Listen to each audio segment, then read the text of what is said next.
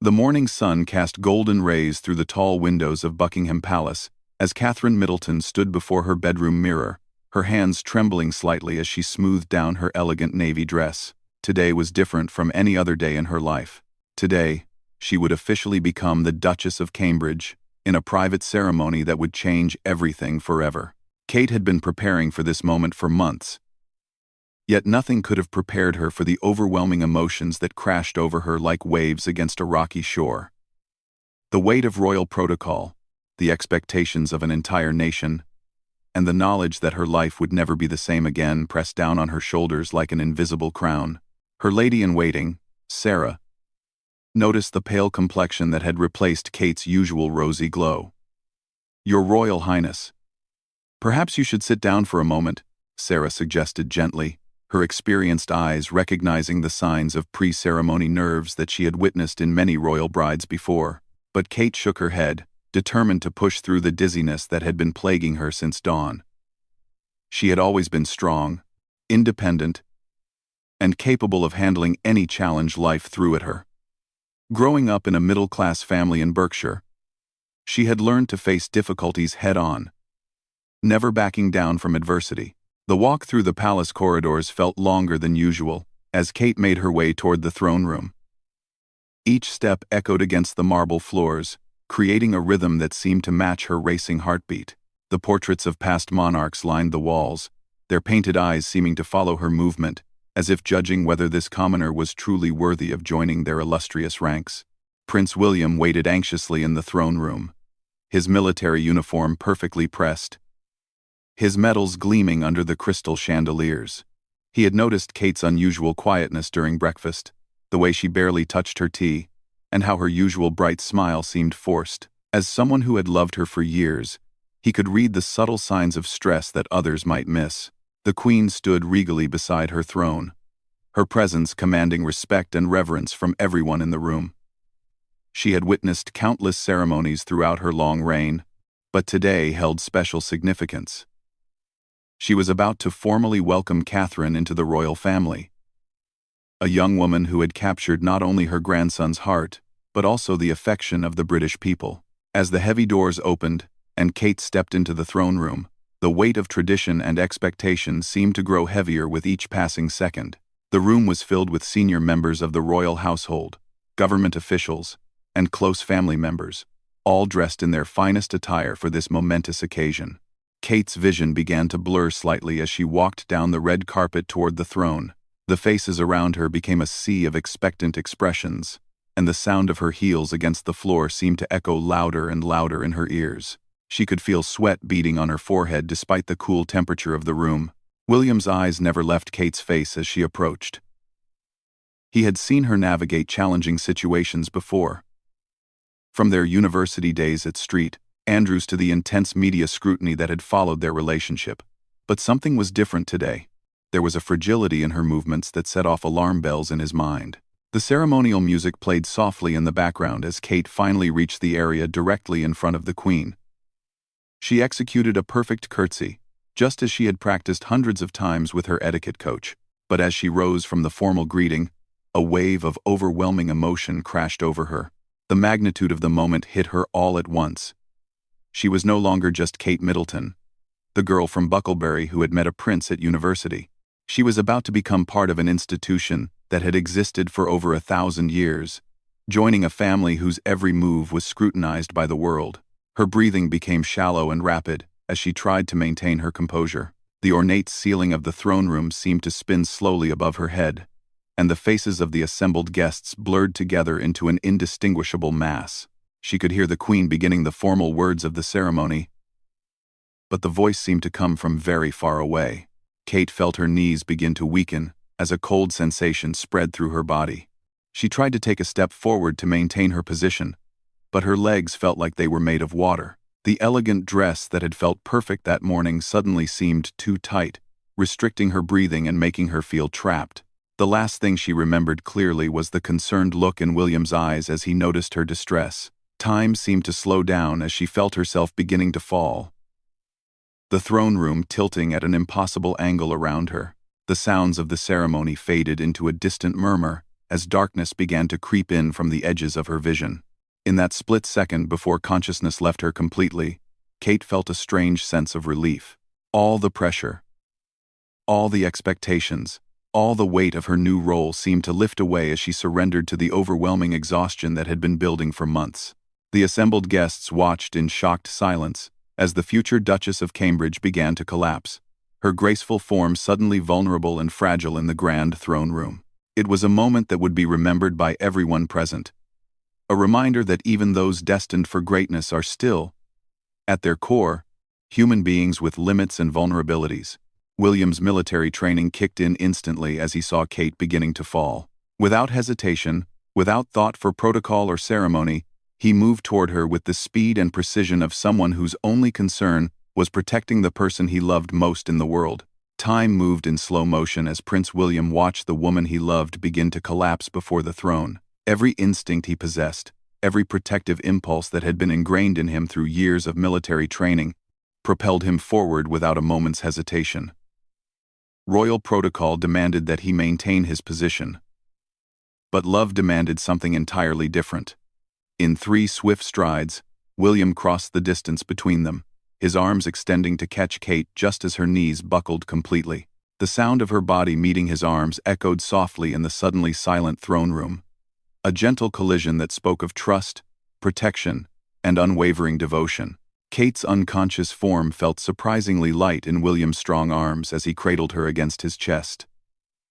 Her head fell back slightly, revealing the pale complexion that had been hidden beneath carefully applied makeup. Her usually vibrant eyes were closed, long lashes resting against her cheekbones like dark crescents. The Queen, despite her decades of experience with unexpected situations, felt her composed facade crack slightly as she watched her grandson's immediate response to Kate's collapse. She had seen William grow from a mischievous boy into a responsible man. But in this moment, she witnessed something deeper. The transformation of a prince into a protector. A future king into a devoted husband. "Clear the room," William commanded quietly, his voice carrying the authority of his royal position while maintaining the gentleness of a man caring for his beloved. His words cut through the shocked silence like a knife, spurring the assembled guests into action.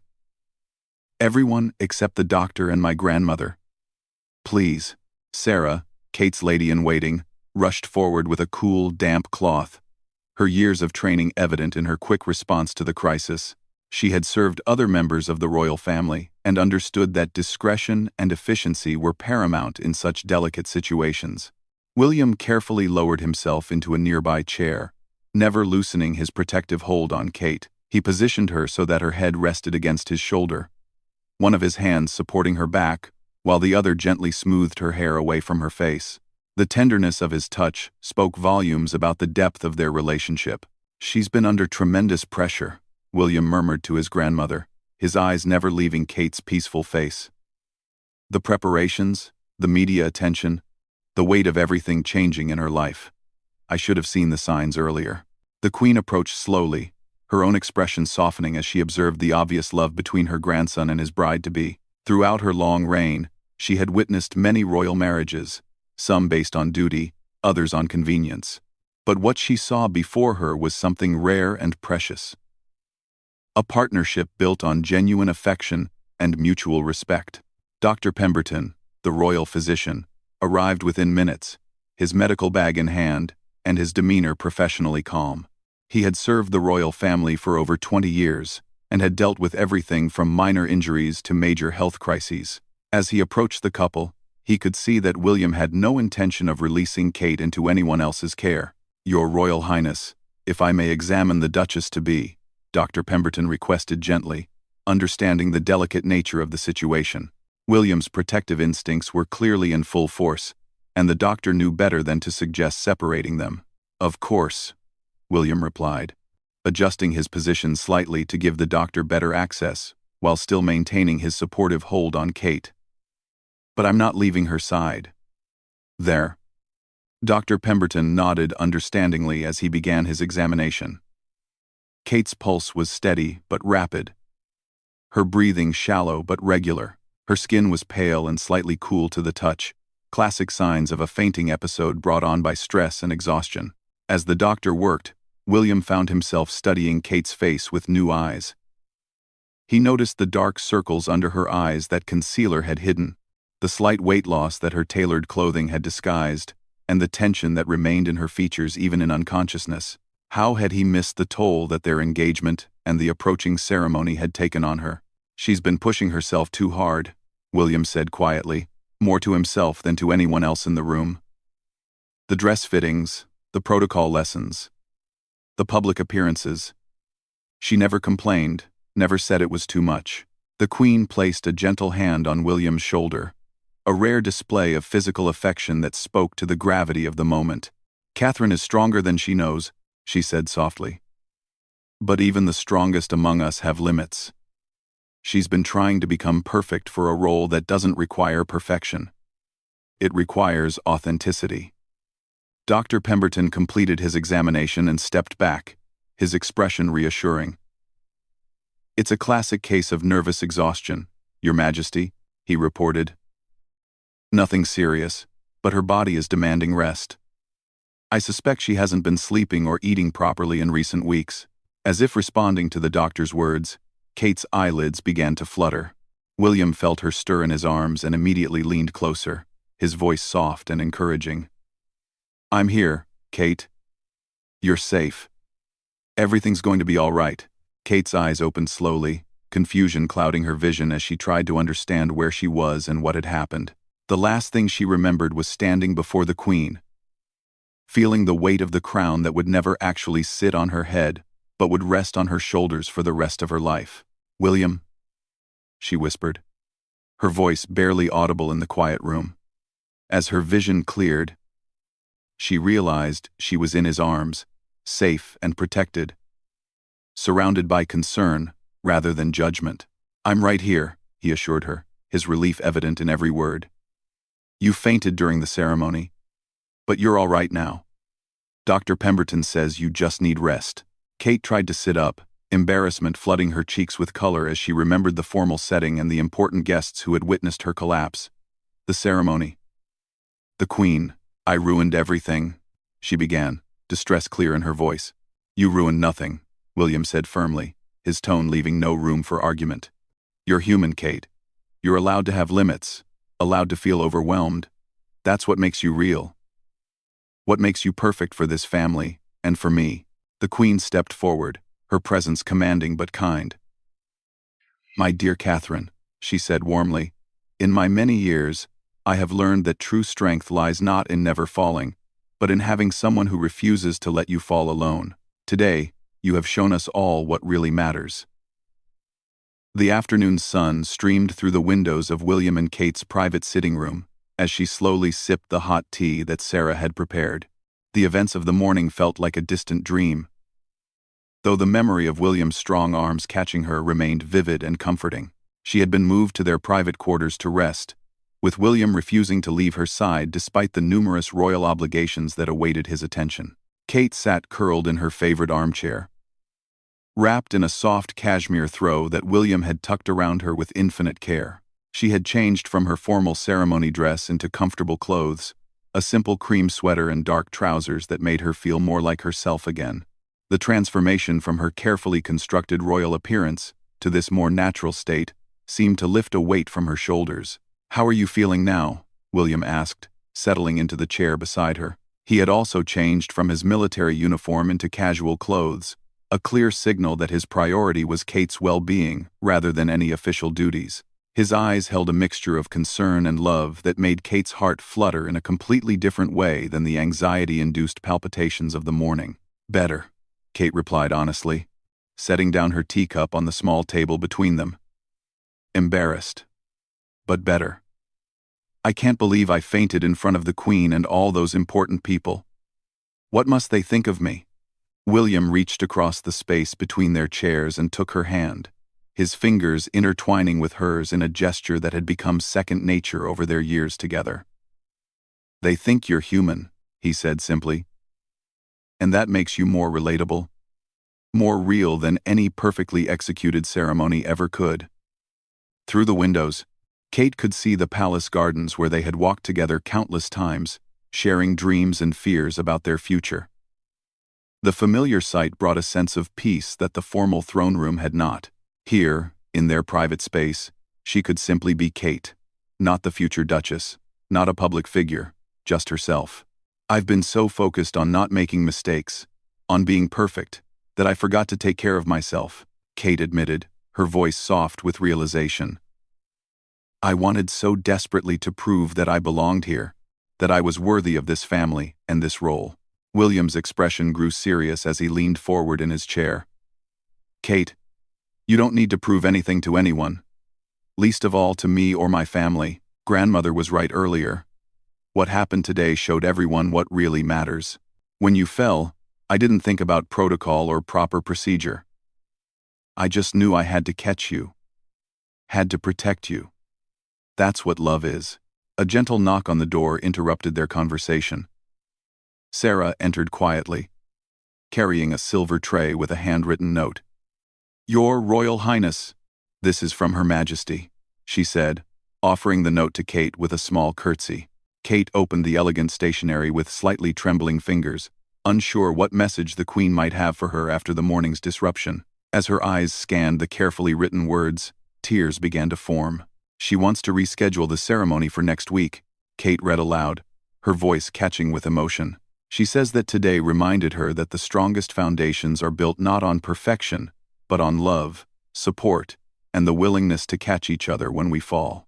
William smiled, pride evident in his expression. Grandmother has always been wiser than people give her credit for. She sees what really matters. Quote.